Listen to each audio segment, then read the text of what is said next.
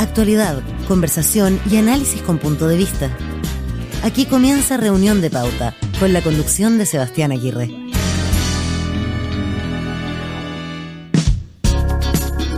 ¿Qué tal? ¿Cómo están? Bienvenidos a Reunión de Pauta, edición de día martes 16 de marzo. Gracias por acompañarnos a esta hora, 7:02, completamente en vivo, aquí en la 100.5 en Santiago, el 99.1 de Antofagasta, el 96.7 de Valparaíso y Temuco, y también en pauta.cl, donde nos pueden escuchar y ver también en nuestra edición de hoy. En este programa, este espacio para conversar sobre los temas de actualidad, analizar con una pausa necesaria también y en profundidad los temas que están marcando agenda a nivel nacional e internacional, con nuestros panelistas, por supuesto. Y parte de quienes nos acompañan en cada jornada en Reunión de Pauta son nuestros panelistas del día de hoy, parte del equipo del día martes. Le damos la bienvenida de inmediato a esta edición de Reunión de Pauta a Mauricio Rojas, profesor e investigador además de la Universidad del Desarrollo, quien nos acompaña a esta hora. ¿Cómo está, Mauricio? ¿Qué tal? Muy bien, muchas gracias. Bienvenido. Está junto a nosotros también Carlos Williamson, profesor titular de Economía de la Universidad Católica y rector y profesor titular de la Universidad San Sebastián. Carlos, buenas tardes. Buenas tardes. Gracias por acompañarnos. Y también nos acompaña Paulina Astroza, doctora en Ciencias Políticas y Sociales, abogada y académica de la Universidad de Concepción, desde Concepción precisamente. ¿Cómo estás, Paulina? Bien, gracias. Gusto saludarlos a todos. Invitamos también, Carlos y a Mauricio. Invitamos también, por supuesto, a nuestros auditores a que a través de la cuenta de Twitter, @pauta_cl, se sumen a la conversación. Tenemos ahí algunas preguntas para ustedes y el espacio abierto para sus comentarios también, y sean parte de la conversación del día de hoy. Vamos a partir de inmediato con un tema interesante también en relación a lo que ha ocurrido en torno a Plaza Italia o Plaza Baquedano, como ustedes prefieran. Porque ha cobrado particular relevancia desde el 18 de octubre en adelante como un lugar simbólico de la movilización social en nuestro país. Ha adquirido también otra connotación a raíz de los daños que ha sufrido ese espacio producto de las acciones de violencia que se han producido en esas zonas. De eso hemos hablado bastante, pero la semana pasada se produjo un hito porque desde el jueves 11 de marzo el personal de apoyo inició ya la remoción derechamente de la estatua. Ustedes han visto seguramente la imagen de Plaza Italia ahora, solo, sin la estatua más bien, con el espacio vacío del general Baquedano, en una escultura que fue elaborada por el artista Virginio Arias, inaugurada en septiembre de 1928, y donde poco se ha hablado quizás del valor que tenía en sí misma la escultura, la estatua del general Baquedano. El debate se ha abierto también a través de los diarios y con una serie de columnas que ya podremos ir profundizando, pero hay un análisis interesante respecto a lo que significa eso desde el punto de vista artístico también, y de la ocupación de ciertos espacios. Mauricio, analicémoslo desde ese punto de vista, en lo que ha significado no solo el daño a la estatua del general Baquedano, sino a otras tantas a lo largo de Chile. Claro, mira, y la columna a la que tú te refieres, que se llama Un silencio vergonzoso, trata del silencio de los artistas en general frente a este tipo de violencia contra obras de arte, sí, que parecen haber perdido todo significado en ese sentido. Escrita por Elena Irarrázaval. Exactamente, aparecía en el Mercurio. Y yo estuve haciendo algunas búsquedas. Por ejemplo, busqué acerca del incendio. 3 veces fue incendiado el Museo de Violeta Parra y fue vandalizado, etcétera. Traté de buscar protestas de artistas, músicos o artistas en general, que dijeran algo condenando esta agresión contra lo que es el museo de la principal, quizás, artista musical de la historia de Chile. Y la verdad es que no encontré. Encontré solamente alguna protesta, pero era contra Carabineros, contra el gobierno de Piñera, en fin, pero 3 veces incendiar este museo, muy cerca ahí de la estatua, donde estaba la estatua del general Baquedano, yo creo que es algo tremendamente significativo. Y el silencio es realmente espantoso, un silencio que hace un ruido, que es muy significativo acerca de estos artistas, identificados con una causa política, que abandonan completamente el respeto hacia otros artistas. Paulina. Es lamentable la situación que se ha vivido, digamos, con estas estatuas, esculturas, que también ha ocurrido en otras partes. Uh-huh. Quiero que también entiendan que desde regiones no tenemos la misma, no es tema o tanto tema como es para Santiago. El General Baquedano en particular, dices tú. La Plaza Italia o el monumento, tiene que entender que millones de personas en Chile no conocen Santiago. Por lo tanto, la significación que tiene para la gente que está en Santiago, que transita por ahí, es difícil también traspasarle eso a gente que ni siquiera conoce ese sector. Por lo tanto, noto una cierta discusión muy santiaguina en esto como fenómeno. Pero más allá de eso, efectivamente aquí también en Concepción echaron abajo una estatua, y está pasando también en otras partes del mundo. En Europa está pasando, en Bélgica, donde yo viví, trataron también de echar abajo la estatua de Leopoldo II. Y ahora último acaban de cambiar el nombre de uno de los puentes de los túneles en Bélgica, que se llamaba Leopoldo II, justamente le cambiaron el nombre, porque también hay una cierta reinterpretación de los hechos, en el cual, por lo menos los belgas, que es el caso que conozco, están reconociendo también una deuda con lo que hicieron en el Congo, con lo que hicieron en Ruanda, y eso también trae ciertas culpas y memorias que hoy día se están revisando, y no es el único caso. El caso de Saddam Hussein, vimos la imagen cómo echaron abajo Saddam Hussein para la guerra de Irak.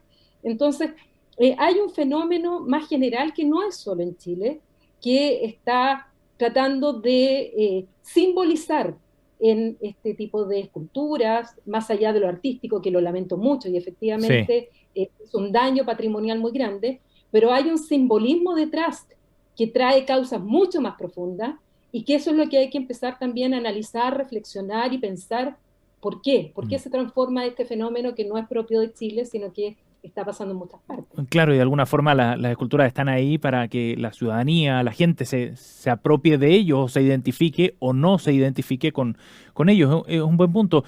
Profundicemos en eso de inmediato, pero Carlos, me gustaría conocer tu opinión primero en términos generales sobre el punto que planteaba la columna de Elena Irarrázaval. Que aquí hay dos aspectos que están de alguna forma relacionados con el monumento. Aquí se ha mencionado el tema artístico, y la columna, ¿cierto?, de Elena Irarrázaval hacía ver la importancia, digamos, del arte en esta escultura. Está también, ¿no es cierto?, la escultura frente a la Universidad Católica de Crescente Razzoli, está lo de Andrés Bello. En fin, hay una serie de esculturas que tienen un valor artístico intrínseco de por sí. A mí lo que me preocupa más, ¿no es cierto?, o me preocupa también, es el aspecto de lo que simboliza este monumento. El monumento a Baquedano simboliza, ¿no es cierto?, una parte importante de la historia de Chile. Es un prócer, es un héroe, es un reconocimiento a alguien que hizo un aporte muy fundamental en la historia de Chile. Hoy día se dice simplemente, especie como ninguneo. Oye, la verdad es que eso fue el siglo XIX, estamos en el siglo XXI, o sea, en el fondo es de alguna manera, es una especie como de no reconocimiento, de ocultar o de reescribir la historia. Alguien mencionaba, un artículo, tú mencionaste artículos que se han escrito, de intelectuales, que han escrito, por ejemplo, de que tenemos que cuestionarnos acerca del concepto de chilenidad, ¿ya? La construcción de nuestro Estado-nación y esa visión de chilenidad que no nos representa a todos. Por lo tanto, oye, si se agrega esa figura simbólica, es un símbolo, hay que de alguna forma reescribir la historia y ver si corresponde o no que tengamos un homenaje a esa persona. Hoy día, en una carta, digamos, aparecía un artista que decía, la verdad es que a lo mejor esos monumentos, digamos, producen este tipo de visiones encontradas, no nos representan a todos, pongamos obras abstractas, ¿no es cierto? Pero eso es muy grave porque en el fondo, ¿qué es lo que es un país? ¿Qué es lo que es una patria? O sea, es el orgullo de formar parte de una tierra, de un pueblo, ¿no es cierto?, que tiene una historia, que tiene una cultura, tiene un territorio, y de alguna forma tiene un origen común, ¿no es cierto?, y un destino también común. Es en el fondo un respeto y admiración a una herencia, y eso a mi juicio es lo más grave que está sucediendo, como decía, ¿cierto, Paulina, en Chile y también en otras partes del mundo. Carlos, ¿y qué pasa, como planteaba Paulina, cuando no hay una identificación con esa historia común, o esa historia común no le es significativa a todos? ¿Qué pasa con esos contextos? A ver, es un poco, digamos, la pregunta, digamos, corresponde que Chile reescriba su historia, que partamos de cero, refundemos Chile, refundemos todo, objetemos, cuestionemos lo que es el origen, porque hoy día, ¿no es cierto?, es con respecto a Baquedano. Para algunos dicen, digamos, es que la guerra Confederación Perú-Boliviana, digamos, que hace una usurpación. El día de mañana va a ser O'Higgins, Carrera, luego va a venir, ¿no es cierto?, Arturo Prat. Recordemos que Arturo Prat también hubo un cuestionamiento a Arturo Prat, la figura de Arturo Prat. También puede ser el día de mañana con Andrés Bello, con Diego Portales, en fin. Oye, tenemos que reescribir la historia. Ahora, yo la pregunta que me hago, ¿eso representa realmente al Chile real? ¿Ustedes creen, digamos, que el Chile de Arica a Magallanes o hasta la Antártica, creen eso? ¿Creen que hay que reescribir la historia? ¿Que hay que votar nuestros héroes, ¿no es cierto?, y refundar la patria, el país? Yo creo que están equivocados. Este es un grupo violentista. Lamentablemente aquí, yo agrego al silencio que decía vergonzoso, es un silencio también elocuente de quienes no han tenido la valentía, ¿no es cierto?, de defender los valores que están siendo concursados, ¿no es cierto?, y mancillados por esta turba violenta, digamos, que está asolando el país. Mira, Sebastián, Mauricio, sí. Yo pienso que hay buenas y malas razones para sacar una estatua. Uh-huh. Por supuesto que había muy buenas razones para sacar estatuas de Hitler o Lenin, en fin, hay muchísimos ejemplos. Pero las buenas razones debieran ir acompañadas de un juicio histórico, maduro, tranquilo. Es una discusión muy difícil. Por ejemplo, Daniel Jadwe, creo que dijo que Baquedano era un genocida. Yo creo que lanzar ese tipo de epítetos livianamente hace muy, muy poco. Primero, no tiene ningún respeto con esta historia, ni hace ningún esfuerzo de analizarla con cierta objetividad. Después, las malas razones para cambiar o sacar una estatua son la violencia. O sea, cuando grupos minoritarios ejercen una violencia sistemática no solamente contra una estatua, sino que contra todo tipo de bienes públicos, desde el metro a la estatua de Baquedano, o sea, aquí no hay ninguna diferencia. Después se puede argumentar de que Baquedano aquí o allá, pero es una forma de justificar una violencia que tiene una extensión increíble en Chile. Esa es una mala razón. Y por eso que a mí me molestó muchísimo el que se trasladara esta estatua por motivos de la violencia. Bueno, también ya había llegado un deterioro increíble de la misma estatua, pero que se haya permitido eso. Yo creo que eso realmente es un problema muy, muy grave. Paulina. Ahora, discutamos bien eso, discutamos tranquilamente, discutamos con los historiadores, discutamos nuestra historia, no hay ningún problema. Pero ejercer la violencia y aceptarla, yo creo que es un problema muy grave. Paulina Astroza. Yo creo que también hay otra cara en la moneda en esto simbólico que ha ocurrido con la estatua y en este lugar en particular, porque es muy fuerte ver cómo hoy día se protege esa estatua o lo que queda digamos, con el pedestal, donde abajo está el soldado desconocido, donde se hizo un muro y en el cual están las fuerzas especiales, ahí carabineros protegiendo este lugar, cuando en ese mismo lugar también hubo una represión y no fue con la misma fuerza con la cual se defendieron los derechos humanos de personas que perdieron sus ojos en esa misma plaza. Y no fueron actos violentistas, fueron muchas personas que estaban en manifestaciones absolutamente pacíficas y donde yo no escuché voces planteando el respeto por esas personas que sufrieron violencia en sus ojos o que murieron, pero sí plantean la violencia o defienden una escultura que por supuesto yo condeno el hecho que se haya dañado esa escultura tanto por su valor patrimonial como por la historia que está detrás. Uh-huh. Pero esto también debe ser considerado que es una señal muy mala que hoy día veamos protegido con un muro y con fuerzas especiales y la misma fuerza no tuvieron para defender los derechos humanos que fueron violados en ese mismo lugar. Entonces, a mí no me gusta esto de que yo le escucho a algunas personas que, claro, defienden un semáforo o una estatua y no a las personas. Yo creo que hay una condena a ambos actos, pero sin duda, cuando hay una violencia en contra de las personas por parte del Estado y con violación a los derechos humanos, como ha sido, y ese lugar específicamente ha ocurrido, creo que nos habla muy mal también de cómo vemos la violencia solo una pregunta, Paulina, y no para la otra. Mauricio Rojas. Paulina, ¿tú crees que estaría bien dejar que se siga vandalizando lo que queda de la estatua y la tumba del soldado desconocido, o tenemos que impedir eso de alguna manera? ¿Y cómo se hace eso sin el uso de la fuerza pública? No, lo que yo estoy planteando es que debemos proteger el patrimonio, deben tomarse acciones. ¿Cómo? Y con la misma fuerza debe también evitarse y cumplir con los protocolos por parte de esas mismas fuerzas especiales que hoy día están protegiendo una estatua. Con la misma fuerza debieran cumplir con los protocolos y no violar los derechos humanos y respetar también el derecho que se tiene a la manifestación pacífica. Claro. Ahora, yo estoy de acuerdo en el sentido que finalmente se haya retirado la estatua, sobre todo para protegerla por su valor artístico, porque estaba dañado, es parte del patrimonio. Además, el escultor es de Ranquil, por lo tanto es de aquí, de la provincia de Ñuble. Yo soy chillaneja, así que tengo que mencionarlo y destacarlo. Por supuesto que hay Virginio Arias, el escultor. Sí, exactamente. Y es de un pequeño pueblo de aquí, de la región de Ñuble. Entonces, por supuesto que yo estoy de acuerdo con eso. Carlos... Pero insisto en que el tema es... hay que mirarlo más en el contexto general que solamente en lo particular. Carlos Williamson.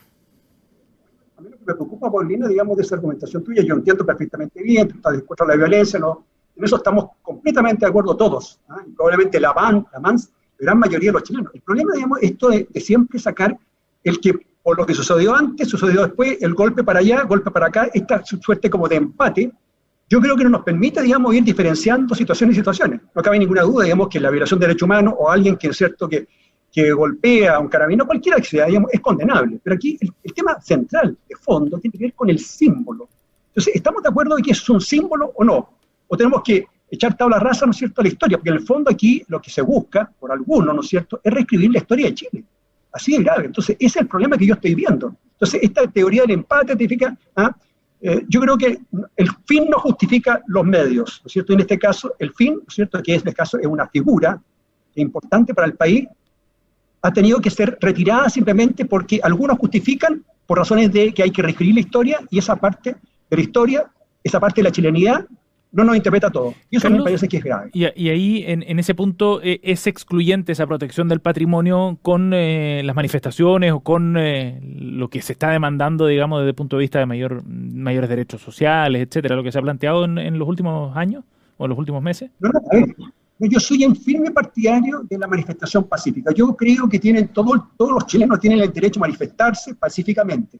Lo que hemos visto acá, en la Plaza Italia, ¿no es cierto?, en la Plaza de las Maquianas, yo siempre he dicho, estoy acá, así que veo todos los días lo que pasa, esta concertación, ¿no es cierto?, para vandalizar, porque no solamente la Plaza Italia, ustedes han visto alrededor lo que está pasando, es vergonzoso lo que está pasando, entonces, y hay muchos que lo justifican nuevamente porque es una especie como de violencia que hay entronizada en nuestro país, entonces hay que acabar con todo lo que son los símbolos que tenemos en este caso en Santiago, y eso me parece grave.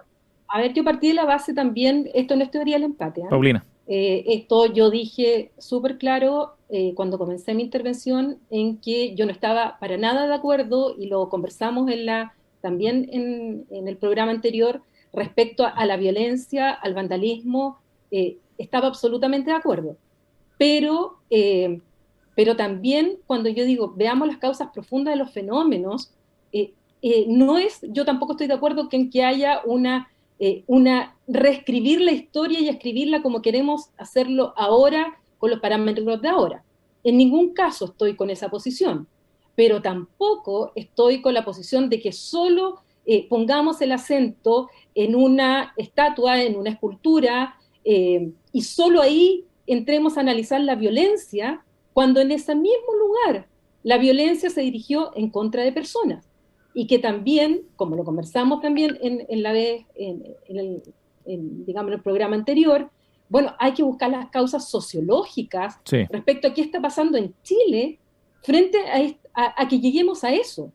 Entonces, yo creo que no es jugar al empate, es sencillamente abrir la visión de los fenómenos y no solo quedarnos en un tema particular, sino que ver las causas profundas que existen detrás para llegar a este punto en el caso de Chile, así como está ocurriendo también en otros países del mundo. Mauricio Rojas. Estoy de acuerdo, ¿eh? Hay que ver las causas profundas de todos estos fenómenos, y no solo de estos, pero a la vez hay que condenar resueltamente la violencia, la destrucción, el vandalismo, y hay que usar la fuerza legítima del Estado para combatirla con todo el peso de la ley y el peso de sus recursos. Si no hacemos eso hoy día, Chile va a seguir cayendo en más y más violencia, lo que va a terminar afectando la democracia y la vida en Chile completamente. O sea, tenemos que saber detener. Piensa tú lo que pasó, Paulina, el año 70, 71, 72, 73, cómo nos fuimos hundiendo en una espiral de odios, de división, etcétera, que no supimos parar en ese momento. Ahora hay que parar, y lo primero que hay que parar, incluso para poder analizar con tranquilidad las causas profundas, es la violencia que se está expresando reiteradamente en todo el país, lamentablemente. Y mi pregunta para usted es, esa violencia, la cual todos condenamos, ¿para ustedes la solución es más represión? ¿Es más utilización de la fuerza? La suficiente represión para detenerla, la que sea necesaria. Porque cuando sale alguien a matar a la calle, cuando sale alguien a quemar y a vandalizar, tenemos la fuerza pública. Y la fuerza pública debe ejercerse en la medida necesaria y proporcional para detenerla, lisa y llanamente. ¿Y qué está pasando con nuestros carabineros? Que es lo mismo que hablábamos la vez anterior respecto a la Araucanía, en el cual, ¿qué pasa con nuestras fuerzas especiales? ¿Qué pasa con nuestros carabineros que se ven superados con esto? ¿No están preparados, no están capacitados como para poder, sin violar los derechos humanos, utilizar la fuerza legítima Carlos que quería el comentar Estado algo de Derecho les permite?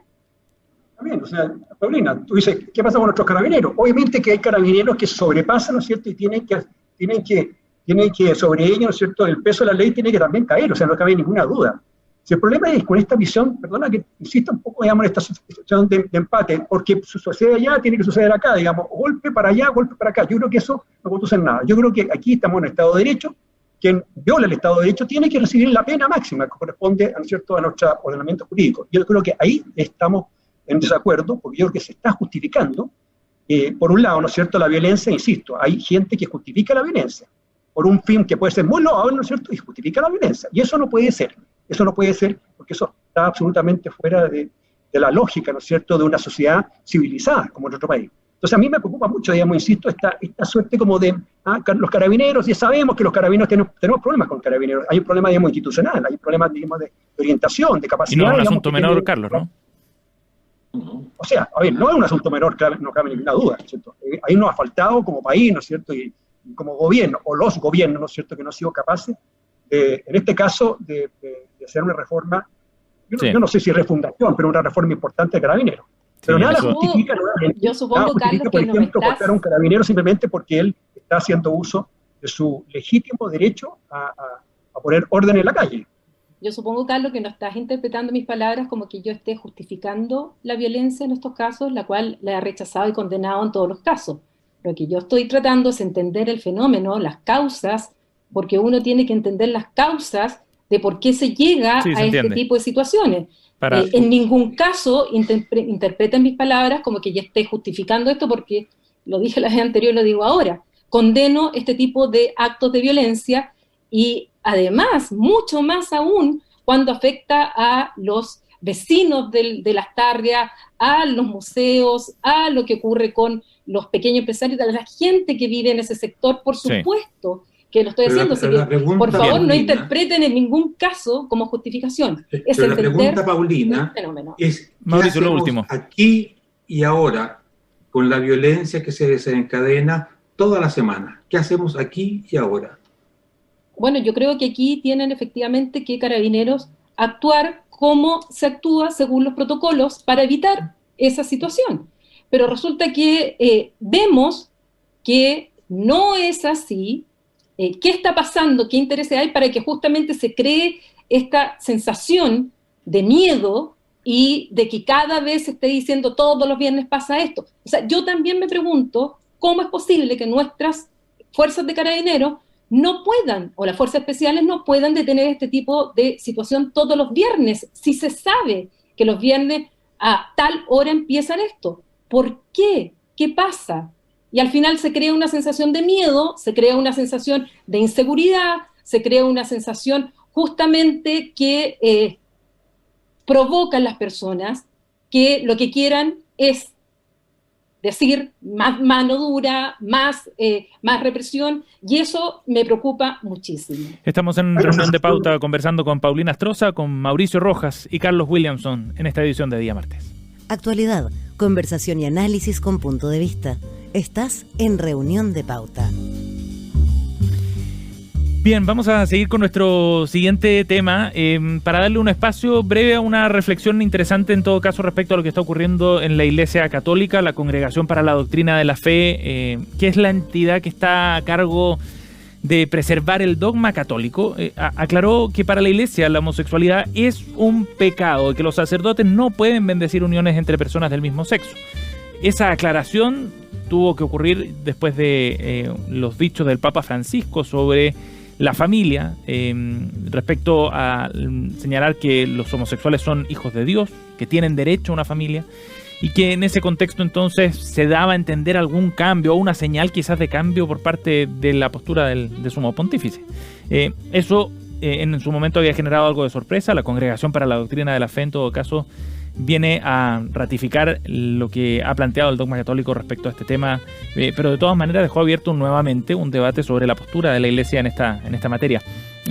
¿Cómo se interpretan los dichos, Mauricio, del Papa Francisco sobre la familia y la siguiente corrección también o ratificación, si ustedes quieren, que hace la Congregación para la Doctrina de la Fe? Mira, lo que dijo el Papa Francisco es efectivamente un gran cambio en la forma en que la Iglesia enfrenta el tema de la homosexualidad.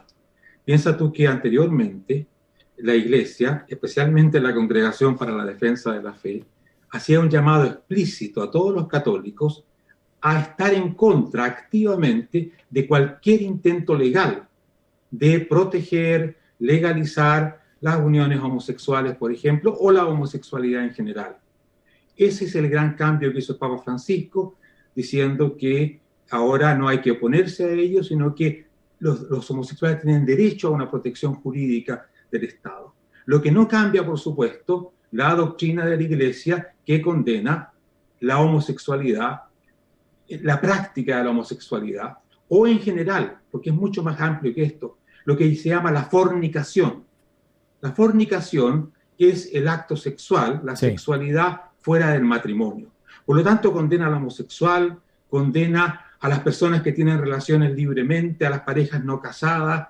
La condena es muy, muy amplia de la Iglesia, y yo realmente lamento esto, porque cuando uno dice que estas personas, parejas no casadas, homosexuales o lo que sea, viven en el pecado, se está creando una estigmatización de las personas, especialmente en sociedades donde hay mucha gente creyente. O sea, no es ninguna broma que digan que tu forma de vida es una vida en el pecado. Yo no digo que la Iglesia tenga derecho a hacerlo, pero para mí es una cuestión que me resulta muy difícil de aceptar, de que se ponga ese tipo de estigma, que tiene consecuencias muy importantes. Por ejemplo, rechazar a los hijos de madres separadas, o no permitir que personas puedan trabajar, que comparten, tengan este estilo de vida, etcétera, en distintas instituciones. Yo creo que esto es muy grave. Me gustaría que la Iglesia corrigiera esto, pero entiendo que aquí hay un problema de dogmas, del sacramento del matrimonio, etcétera, que vienen ya de muchos siglos y que es difícil corregir. Sí. ¿Paulina?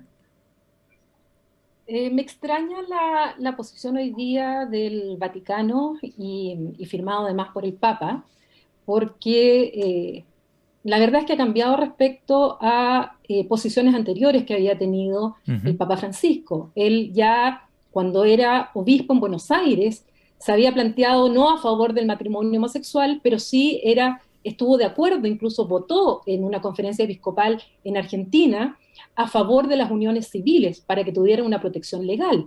El año 2013, cuando se le pregunta, después de un viaje de Brasil, se le pregunta cuál es su posición respecto a la homosexualidad, y él dice, bueno, si son personas de buena fe y quieren vivir su vida, dice, ¿quién soy yo para juzgar a estas personas?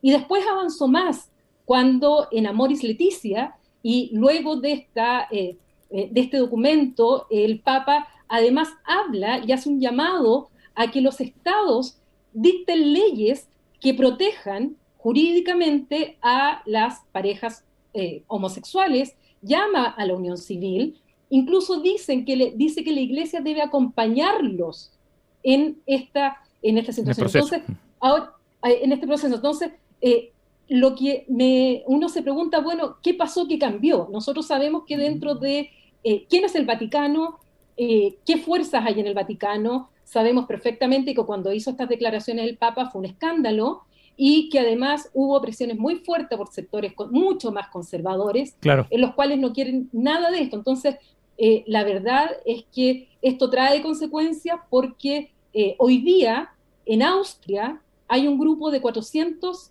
pastores que han dicho que ellos van a bendecir las uniones homosexuales y están en contra de lo que acaba de decir el Vaticano. Wow. Por lo tanto, hay un sector de la Iglesia Católica que incluso está llamando a bendecir, es decir, dar la bienvenida, desearles bien, claro, a estas parejas que además dicen que no es una tendencia a la homosexualidad, sino que es una orientación el hecho de ser homosexual. Y por eso eran interesantes las palabras originales del Papa Francisco en ese sentido, por los efectos que pudiera tener. Carlos. Es un tema súper delicado, lo que ustedes pusieron para ser comentado por nosotros, que yo creo que tiene que tratarse con mucha prudencia, con mucha generosidad. Primero, la homosexualidad existe, es una realidad. Decir también de que nosotros no escogemos ser hombre, mujer, el homosexual no escoge la inclinación sexual, eso es así, es una realidad. O sea, eso hay que partir de esa base, ¿no es cierto? Que es importante muchas veces tenerlo presente. Históricamente, el homosexual ha sido discriminado dentro y fuera de su familia, así en Chile y en todas partes del mundo. ¿Ya? Eso ha ido cambiando, y eso me parece que es bueno que sea así. Primero, digamos, porque el homosexual es como cualquier ser humano, ¿no es cierto? Tiene que tener toda su dignidad y ser respetado, ¿no es cierto?, en esa dignidad, en esa condición, con esa inclinación sexual. Ahora, aquí se ha dicho, yo tengo algunos matices de diferencia, digamos, como dice con Paulina, en el siguiente sentido. El Papa ha dicho, primero, que hay una tradición que no ha cambiado ahora, ni siquiera con el Papa Francisco, en el sentido de que para la Iglesia Católica, y me parece que es perfectamente legítimo, que se diga que la Iglesia Católica siempre ha definido que el matrimonio, ¿no es cierto?, es un sacramento entre un hombre y una mujer. Esto ha sido siempre así, y no ha cambiado con el Papa Francisco, se ha mantenido siempre así. Lo que ha dicho el Papa Francisco, y me parece bien porque ha sido bastante más claro, antes era como medio difuso este tema, ¿de qué significa en el fondo? Proteger, ayudar, en el fondo estar como ponerse de lado también del homosexual y que vive una homosexualidad que es una realidad. El Papa ha dicho, ¿no es cierto?, primero, que los homosexuales que viven juntos tienen derecho a una cobertura legal. Que debe ser razonable y que se diga con todas sus letras. Ahora, él habló inicialmente de una ley de convivencia civil. Y aquí yo hago un comentario, digamos, que entre paréntesis por ahí aparecieron algunos vaticanistas, no sé exactamente qué, y dijeron, no, convivencia civil es distinto a una unión civil. Papa después dijo y aclaró, no, llamémoslo como corresponde, son uniones civiles. Llamemos a la unión, ¿cierto?, civil, que es justamente lo que estamos pensando, que es darle una cobertura, una protección, que tiene consecuencias desde el punto de vista de salud, desde el punto de vista de familia, desde el punto de vista de bienes, desde el punto de vista de herencia, como tenemos acá en el caso de Chile, el acuerdo de unión civil. De modo que a mí es importante distinguir los dos planos, el plano de bendición. A mí no me gusta la palabra de pecado, tampoco me gusta, digamos, que se use la palabra de desorden. Yo creo que no corresponde. Pero el documento habla de pecado, precisamente.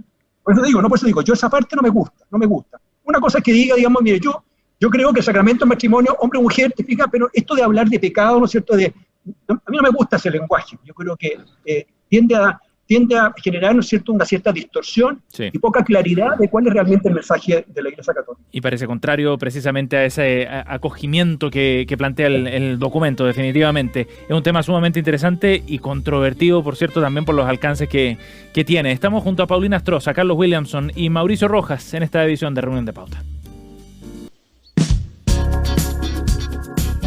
Ya estamos de regreso. Escuchas Reunión de Pauta.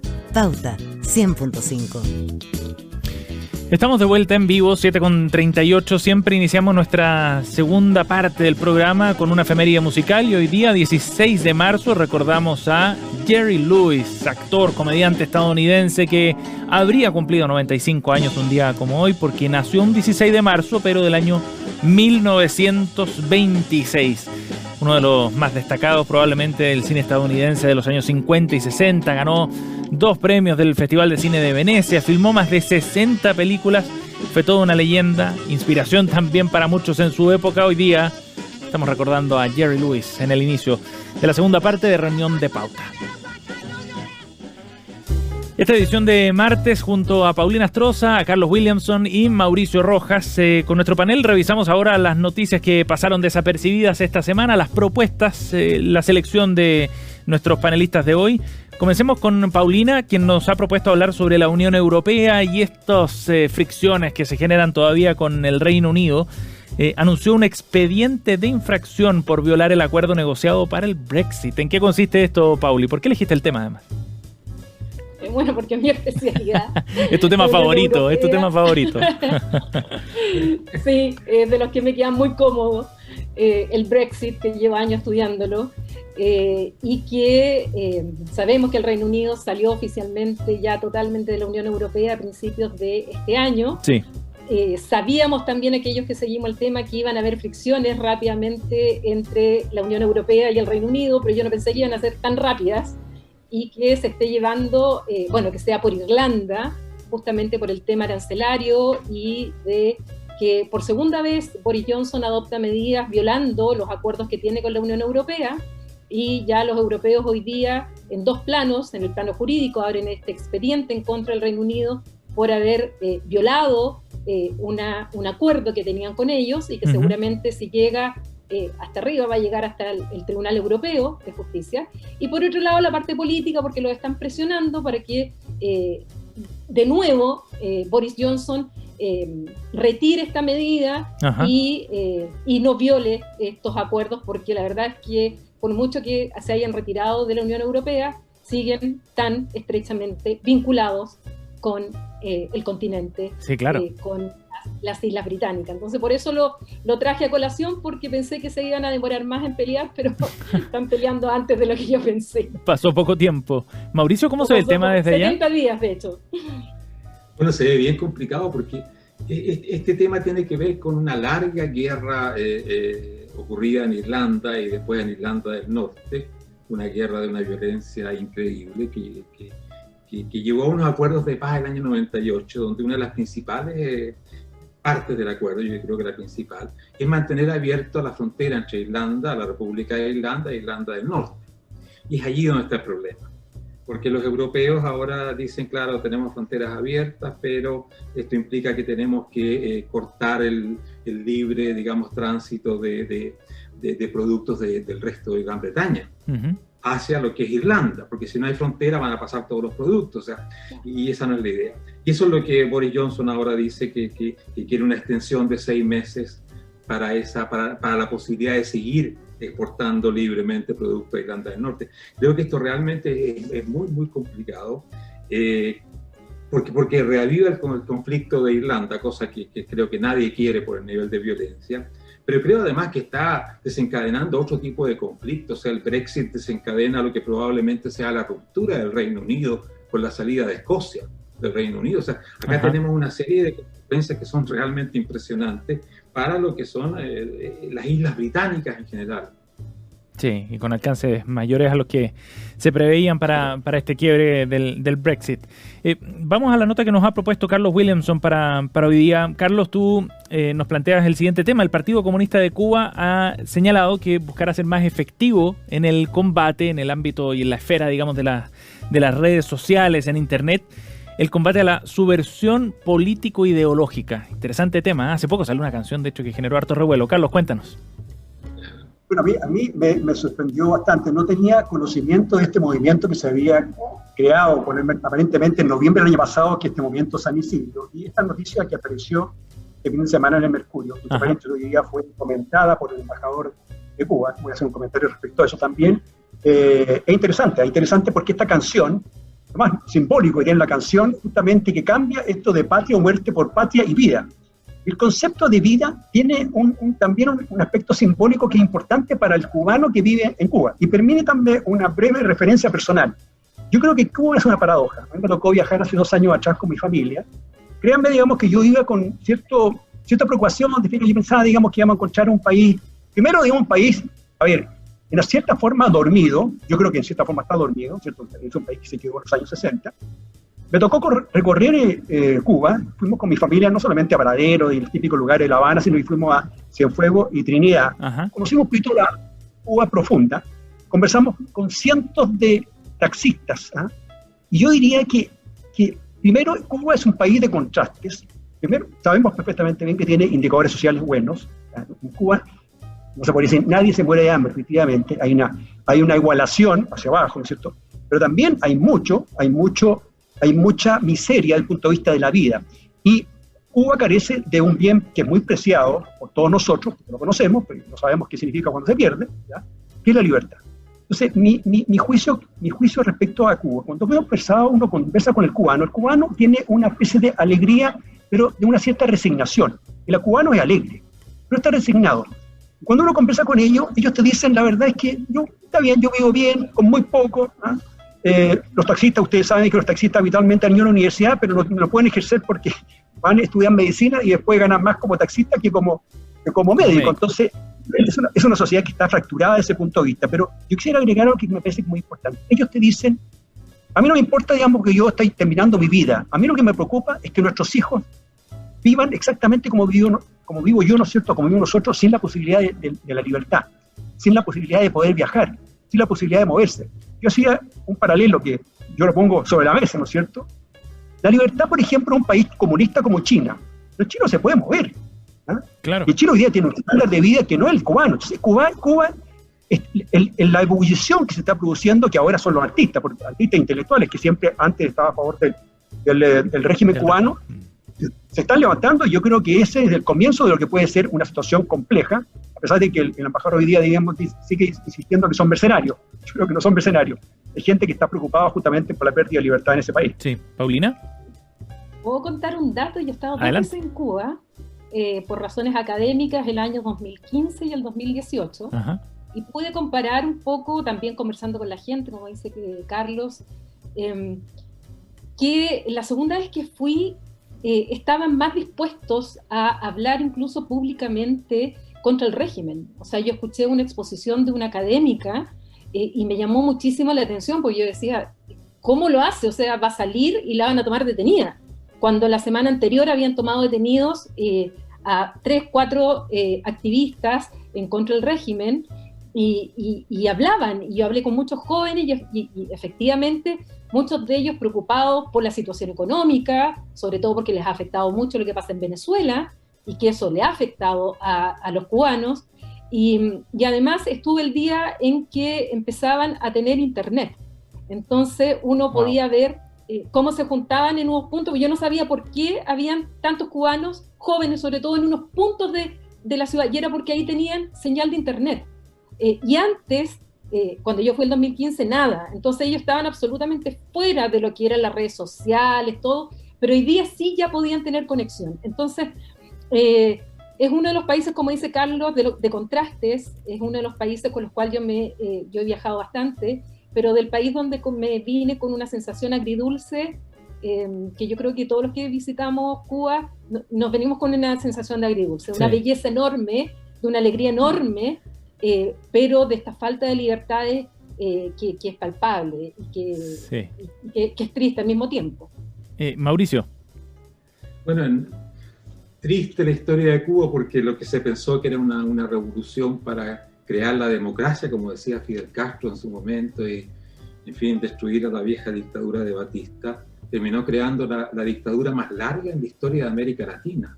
62 años bajo un mismo tipo de dictadura realmente es algo muy impresionante. Una de las preguntas es, ¿cómo ha durado tanto? Y pasando por épocas que han sido tremendamente difíciles.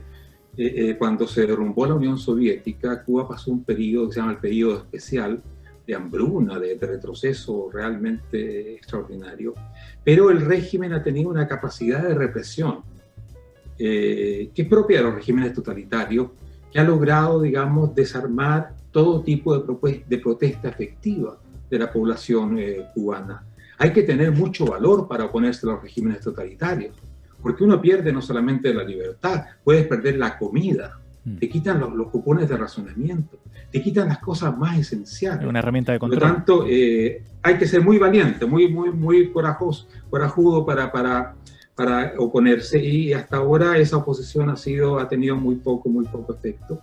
Ya veremos, porque esta dictadura va a caer lógicamente en un tiempo, y vamos a ver qué pasa con esa Cuba reunificada, lo que significa que los cubanos de Miami, los cubanos de Estados Unidos, que han acumulado una cantidad de dinero impresionante, van a poder comprarse Cuba y media, y va a terminar siendo probablemente el país más capitalista de América Latina. Pero bueno, la historia es un poquito sorprendente. Sí, pareciera que hay varios momentos en la historia reciente de Cuba en los que uno podría haber pensado que venía un colapso, como decías tú, Mauricio, y aún ahí está viva todavía. Bueno, Mauricio, en su noticia colada, Mauricio Rojas nos propone revisar la siguiente noticia. La Cámara de Diputados de México aprobó una legislación que regula el consumo, cultivo y comercio de marihuana con fines recreativos. ¿Podría ser, Mauricio, el mercado legal más grande del mundo en la venta de cannabis? Cuéntanos más detalles. Sí, claro, porque este es el tercer país de América que legaliza el consumo, la venta también y la producción de marihuana. Lo había hecho Canadá, lo había hecho Uruguay antes, pero lógicamente que México, prácticamente con 130 millones de habitantes, es una cosa absolutamente distinta. Enorme, sí. Y creo que va a cambiar toda la discusión en toda América Latina. Ahora, ¿por qué hace México esto? Simplemente porque la lucha, incluso se habló de la guerra contra el narcotráfico, ha sido un fracaso completo. México prácticamente uno de los países más violentos hoy día del mundo, 30.000 muertos en homicidios, asesinatos al año, y por lo tanto este es un intento de quitar por lo menos una parte de lo más lucrativo del negocio del narco. Sabemos que estas prohibiciones, como fue la ley seca en Estados Unidos, terminan generando mafias. Y en México han hecho justamente eso. Ahora yo creo que es algo que debemos empezar a pensar y a discutir cuando una medida de prohibición termina creando más daño que aquel que logra, digamos, contener. Y este es el caso, evidentemente, en México de la marihuana. Ahora falta una parte del trámite. El Senado tiene que decidir el 30 de abril si se aprueba esta reforma. Ajá. Pero todo indica que va a ser aprobada y que México se va a transformar en el país más grande del mundo que acepta el uso de la marihuana con fines recreativos, no solamente medicinales, claro, como era anteriormente. Carlos Williamson, y a tu juicio es un tema que deberíamos empezar a discutir de manera más seria. Hasta ahora ha habido propuestas, pero muy al voleo quizás, ¿no? La más relevante creo que se pudo haber planteado por parte de algunos presidentes latinoamericanos, entre ellos Ricardo Lagos en su momento, pero nunca se ha discutido a fondo, al menos acá en Chile. Yo creo que la legalización de la marihuana es un error. Uh-huh. Tiene dos componentes. Primero, el que efectivamente se dice, ¿ya?, que hay evidencia, digamos, de que la legalización puede permitir, digamos, reducir el narcotráfico y la violencia, qué sé yo. Primero, no hay evidencia. O sea, lo que vamos a ver, este caso de México es un caso para analizarlo. Yo recuerdo haber leído hace algunos meses atrás, a propósito, digamos, de que se estaba discutiendo el tema en México, de un análisis, un informe que aparecía en el Economist, donde ellos decían, hacían un análisis, yo diría, económico. Además, decían, a ver, momentitos, se elimina la renta de la marihuana y no se elimina el resto, y lo que va a pasar, digamos, como cae la renta, va a haber todavía una más violencia para tratar, digamos, de ganar los mercados que quedan todavía bajo la ilegalidad. Por tanto, no hay evidencia de que permita sostener de que va a reducirse la violencia. Eso es lo primero. Y lo segundo, que a mi juicio puede ser todavía incluso más grave todavía, ¿qué pasa con el consumo? Está absolutamente demostrado que primero la marihuana produce adicción, y la adicción supone, ¿cierto?, que interfiere en ciertos procesos de creación de conexiones neuronales, o sea, afecta la parte cognitiva de las personas, afecta por lo tanto también la capacidad intelectual, tiene consecuencias es nociva desde el punto de vista de la educación, se ha demostrado. Dicen que ustedes, que yo, mirando un poco de estudios, en Canadá se aprobó para fines de entretención la legalización de la marihuana, y un estudio muestra que eso tuvo consecuencias en la población masculina de cierta edad, ¿ya?, porque generó adicción y problemas psicológicos y mentales. Por lo tanto, hay bastante evidencia que hace suponer de que la legalización de la marihuana, si eleva el consumo, tiene consecuencias nocivas para la juventud, especialmente. Paulina, ¿quieres agregar algo? que, bueno, no tengo una posición súper clara porque no he estudiado el tema, si es que estar a favor o no. Tiendo a pensar que efectivamente la legalización de la marihuana permite terminar con los carteles, inmediatamente le quitas el poder a las mafias, a todo lo que ha ocurrido, sobre todo a las bandas de narcotráfico. Pero por otro lado, si no atacas también por el lado del consumo, porque alguien compra esto, no vamos a tener tampoco resuelto el problema. Sí. Porque aquí no solo hay un vendedor, hay un comprador. Y esos compradores son los países, sobre todo de Europa y de Estados Unidos. Entonces, el tema hay que verlo también desde donde surge la demanda. Sí, pero hay que ver lo que pasa también en la experiencia de Uruguay, que cómo ha avanzado. Bueno, Holanda tiene también su propia legislación. Y entonces tiendo a pensar, y ese sin ninguna evidencia porque no he leído sobre el tema, que sí es una herramienta que permitiría terminar con estos carteles. Bien. Pero hay que ver el lado de la demanda también. Sí, la percepción de riesgo también en la que está en cada uno de los países que están implementando este tema. Acá en Chile por lo menos ha ido disminuyendo esa percepción. Estamos prontos a cerrar nuestra edición de hoy de Reunión de Pauta y empezamos ya con nuestra sección de los recomendados. Nos traen sus datos nuestros panelistas. Paulina, ¿cuál es tu dato para el día de hoy? Como se habla tanto de populismo, se utiliza tanto y estamos en campaña política y que la palabra populismo se utiliza pero para todo aquel que uno no está de acuerdo con otro y lo trata de populista, yo recomiendo este libro que es cortito, que es de Cas Mudde y de Cristóbal Rovira, que es Introducción al Populismo. Cas Mudde y Cristóbal han escrito muchísimo sobre populismo, pero recomiendo, si alguien quiere introducirse en el tema desde el punto de vista académico, que lea esto. Es un término muy discutido en la academia, bien lo sabe Mauricio, que ha escrito también un artículo sobre esto, pero vale la pena ir más allá, porque no todo populista es demagogo, pero todo demagogo es populista. Por lo tanto, hay que ir aclarando los conceptos y esto ayuda bastante la tesis de Cristóbal y de Cas Mudde. Buen libro entonces, de Alianza Editorial, el libro recomendado por Paulina Astroza. Mauricio Rojas, ¿cuál es tu recomendado para esta semana? Bueno, muy bueno el libro que recomienda Paulina, son autores muy serios, muy buenos.